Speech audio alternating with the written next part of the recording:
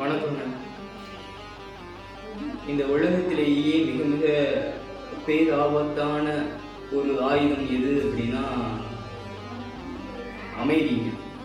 ஏன் அப்படி சொல்றேன் அப்படின்னா, நமக்கு அடிப்படை தேவை ஏதோ அதை கேட்டுதான் பெறணும். ஒன்றும் இல்லைங்க. இப்போ நம்ம ஒரு உறவினர் வீட்டுக்கு போகிறோம், நண்பர் வீட்டுக்கே போகிறோம்னு வச்சுக்கோங்களேன். அப்படி அந்த வீட்டுக்கு போகும் பொழுது அங்கே போய்கிட்டு கதவு பக்கத்துலேயே நின்றுக்கிட்டே இருந்தோம்னா நமக்கு கதவு திறந்துருங்களா? திறக்காதுங்க.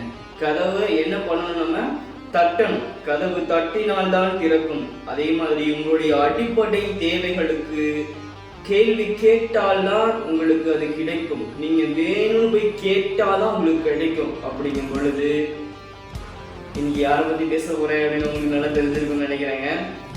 ஐயா காந்தி தான். ஒன்றும் இல்லைங்க, நம்ம போராடி பெறணுங்க எல்லாத்தையுமே.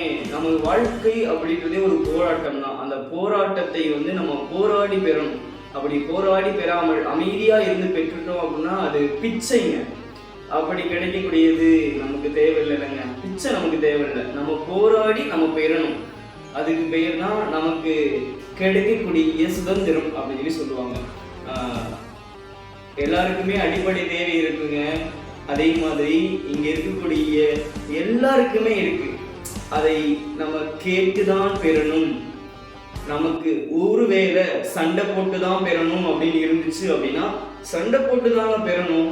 அதை விட்டுட்டு அமைதியா இருந்துகிட்டே இருப்போம், அவங்க நமக்கு தருவாங்க அப்படின்னு அப்படியே அவங்க மூஞ்சியை பார்த்துக்கிட்டே இருந்தோம் அப்படின்னா அவங்க நமக்கு கொடுத்துருவாங்க.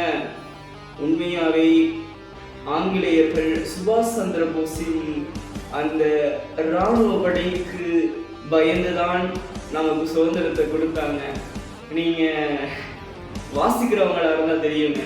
நிறைய சமூகம் சார்ந்த செய்திகளையும் நிறைய புத்தகங்களையும் ஒரு ஆசிரியராக இருந்தீங்க அப்படின்னா உங்களுக்கு யாரு உண்மையான தேசத்தந்தை அப்படின்னு சொல்லி உங்களுக்கு தெரியுங்க. இந்த வீடியோவை உங்ககிட்ட பகிர்ந்துக்கிறதுல, என்னுடைய எண்ணத்தை உங்ககிட்ட பகிர்ந்துக்கிறதுல எனக்கு ரொம்ப மகிழ்ச்சிங்க.